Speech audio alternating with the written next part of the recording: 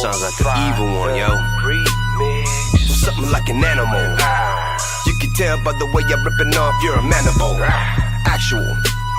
All fractures to me and my crew are now taxable. Hey up. Take it from me. Mr. 187, aka Infidel. We're here with Sabo. He's one of DMZ's hosts. In the flesh, baby. We're actually going to take him into an interview here. We had some questions lined up for him, but we done changed the game on him. Man. Everything that he's seen is not a part of the game anymore. It's kind of a little trickery here for him. Oh, man. Let's do it. And then going into it now. Okay, yes, sir. We're going to talk about your military background for a little bit here. All right. What made you decide to enlist? Man, honestly, I enlisted at the age of 17, straight out of high school. And my back was against the wall down in Miami. I got myself into some trouble. And found out my wife was pregnant at the time. And once I found out that she was pregnant, that's when I made a decision, like, all right, I got to change my life around. If not for me, for my son. And that's when I decided to join the military. And so what branch did you decide to go into? I joined the Army. Is there any particular reason why you went that route? They offered me. I was free agent, man. I was going back and forth between the Marines and the Army, and at the time, the Army offered me the better deal, and I actually signed up to become artillery. I went back, signed everything. Not really signed everything, but I said, hey, I want to be artillery. Went back to the holding area, sat down, thought about it. I was like, nah. I had a feeling I was going to go to war regardless because of 9/11. So I was like, you know what? If I'm going to be in it, I might as well be in it. So I said, you know what? Can I make a change? He's like, well, sure. What are you thinking? I was like, I want to be a tanker instead. Blew his mind. He's like, are you serious? Here, let me show you the recruiting video. It's like, I don't need to see it. I want to be a tanker. And then that's when my combat MOS began. And when you received that first itinerary, where did they station you at? Well, I went to basic training in Fort Knox, Kentucky. OSET training, knocked it out there. Did an extra 2 weeks for the new Abrams tank that they had, M1A2 SEPs. Did my training there, and then from there, got shipped out to my first duty station in Fort Hood, Texas. Do you remember arriving there? And if you do, you remember what it was like? That first steps getting out? Yeah, man. It was kind of a scary thing because I was pretty much on my own. You know what I mean? I left the nest. I left everything behind as far as old school friends. Left the hood, I guess, in a sense. And I was on my own and basically had to take life by the balls and run with it. You know what I mean? And that's when my first duty station began I actually got there as a specialist. PFC and then got the specialist real quick. Nice. Can you tell the viewers and the fans out there about a couple of your most memorable experiences? What stuck out to you? Well, I'm actually not.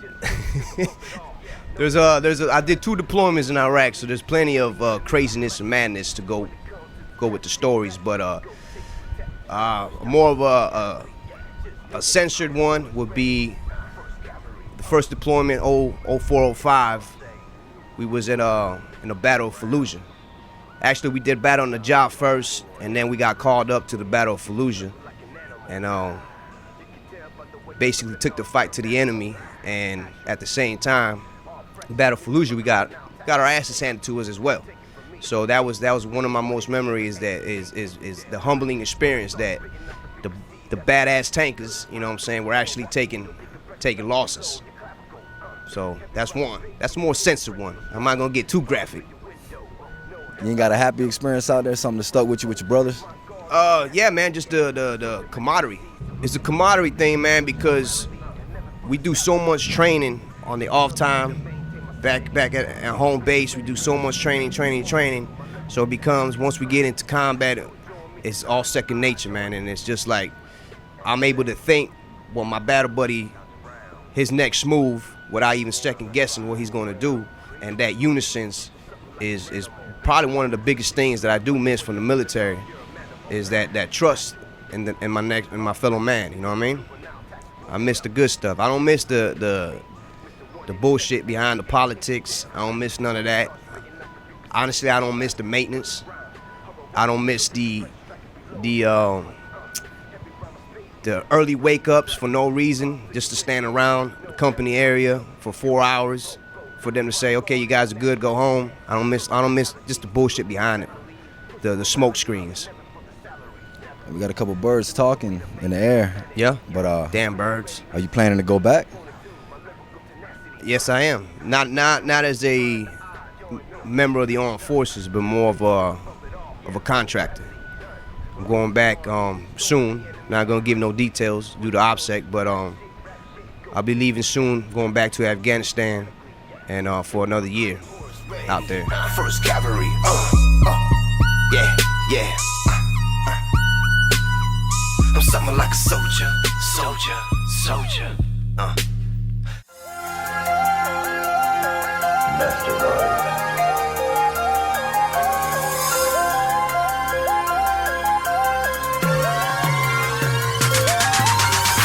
Now we're gonna get into the little lighter side of things in this interview. Bring it, dog. Let's get into the music, the rap, the hip hop. Let's do it. First question be, who or what influenced you and started to make music? Who or what influenced me to start making music?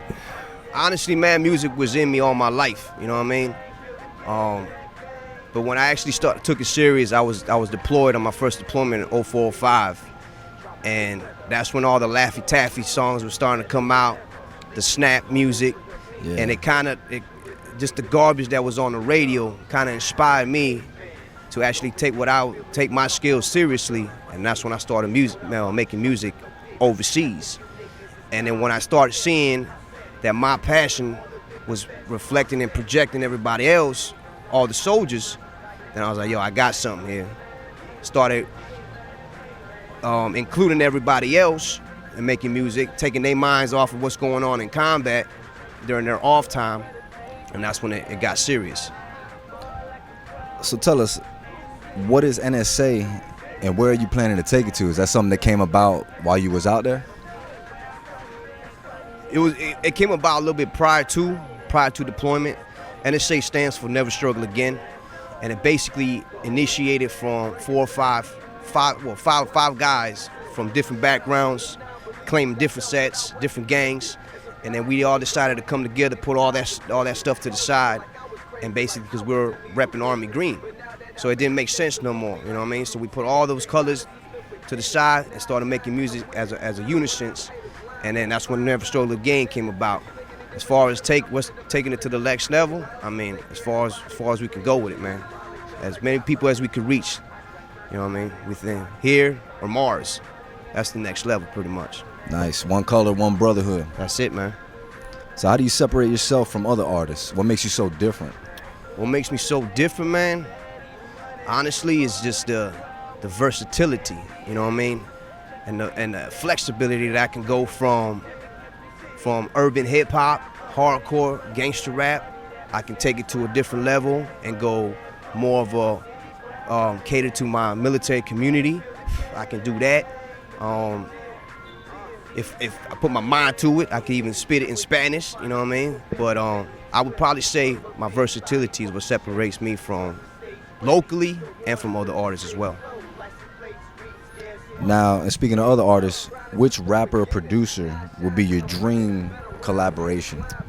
If you could team up with anybody, man, any set. Honestly, man, there's a lot. There's a lot. Old school, too. Mainly old school. I would probably have to, if I had to pick one, I would probably say Nas. Nas is Nas and probably DMX, man. That the passion and the verbal weaponry that they have with the lyrics will probably be my dream collabos. Nice. A little bit of grit, a little bit of lyricism. Man. Yeah, man. Got to. Nice. Over the sandy beaches and tropical weather, one false move, redder than ever, leaking all over the pavement. You're dealing with a nigga who's emotionally numb. Caveman.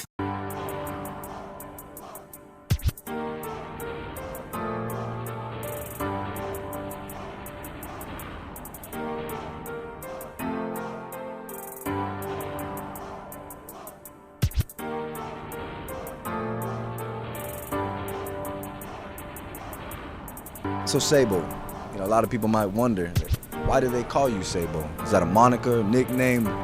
That's a good question, man. And it's a long question too. But I'm gonna try to keep it short. The way I got Sabo, man, it was during my first duty station. It transferred over from my last name. My last name is Caicedo.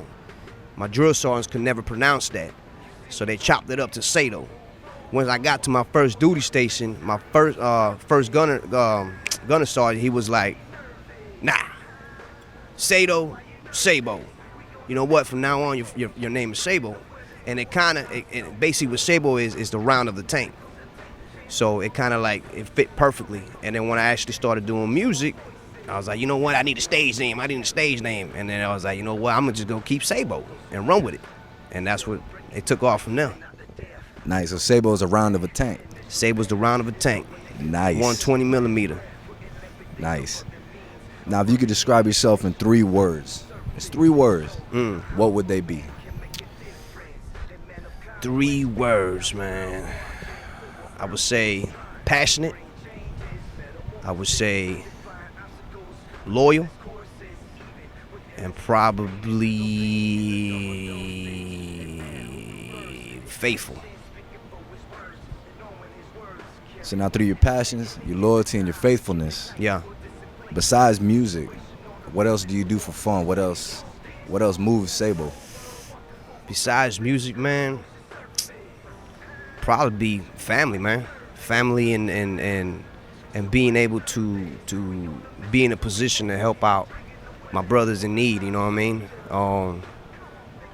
That's probably another thing that moves me, man, is being able to reach out to other veterans and not really guide them, but kind of like give them some sort of wisdom that I've learned on the way to where I'm at. Because I've been through my trials and tribulations as well, you know what I mean? So surpassing adversity, I mean, I think that's another passion of mine, is being able to help my fellow veterans. Being able to help everybody else. Word. Now give a shout out to all them people that mean something to you, all the people that help mold you. Man, anybody you owe it to. Man, shout out to everybody that's helped me along the way. You know what I'm saying? Everybody that's gave me a second chance. Everybody all my fellow, armed forces out there doing what they need to do. Man, shout outs to everybody who I work with, from you guys, DMZ TV, from my NSA family, my Gruntworks family, everybody who is affiliated to me and my team. Shout outs to them, man. Salute. Salute. Well, this is DMZ TV with Sabo. It's a little insight to the mind of the mercenary, the man.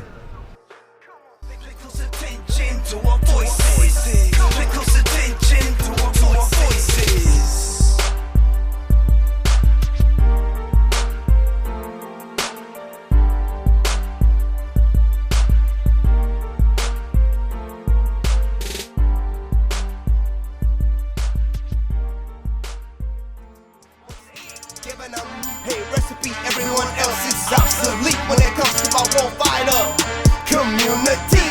And we're yelling, so we made it, so we made it. And we're yelling, so we made it, so we